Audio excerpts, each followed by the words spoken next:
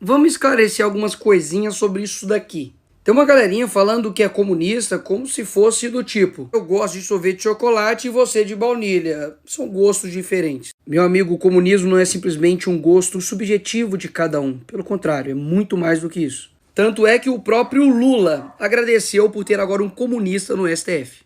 Vocês não sabem como eu estou feliz hoje.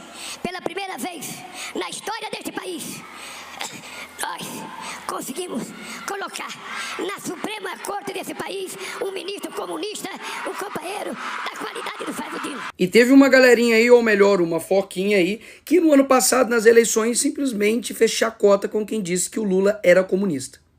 Então, se tem uma coisa que Lula não é comunista. E agora vejam só.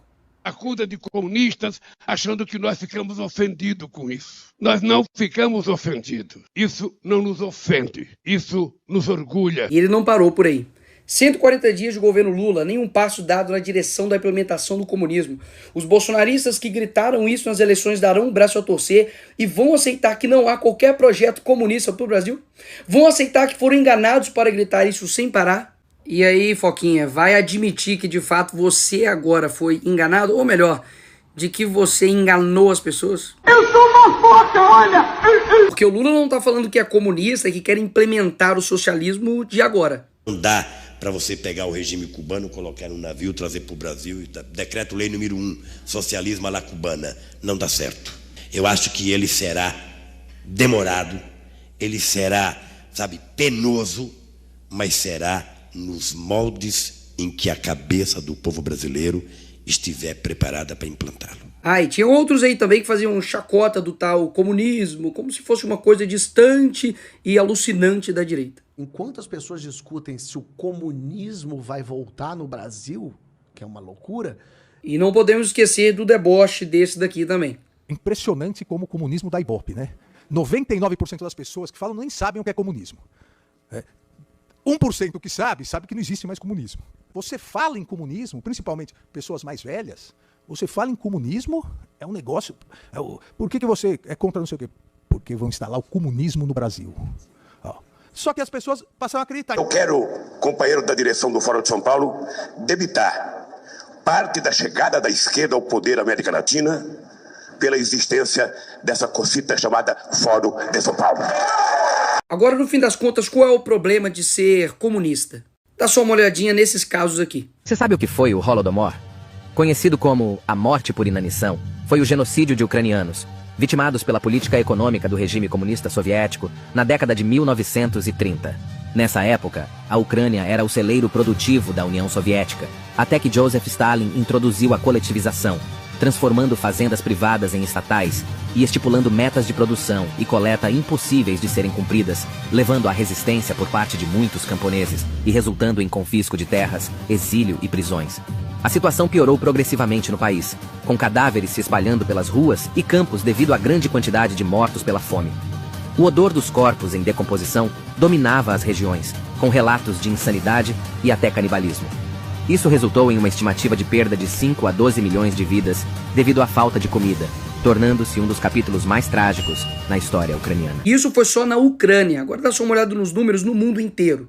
China, 65 milhões de mortos, União Soviética, 20 milhões, Camboja, 2 milhões, Coreia do Norte também, Afeganistão, 1,5 milhão, Vietnã e Europa Oriental, 1 milhão de pessoas e América Latina, 150 mil. E por falar em América Latina, deem só uma olhadinha do discurso desse democrata amoroso do governo do amor, Che Guevara. Fusilamientos, sí, hemos fusilado, fusilamos y seguiremos fusilando mientras sea necesario.